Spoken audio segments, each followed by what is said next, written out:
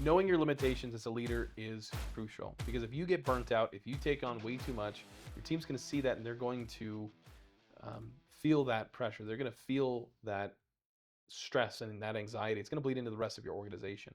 So I'd advise to make sure that you're only taking on tasks that you know you can accomplish, right?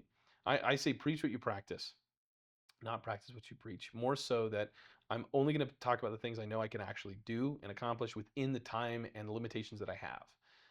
Oftentimes we forget that I've got this other thing I was supposed to do. I've overcommitted my time. I've overcommitted my resources. I've overcommitted my the estimation of how much willpower I actually have.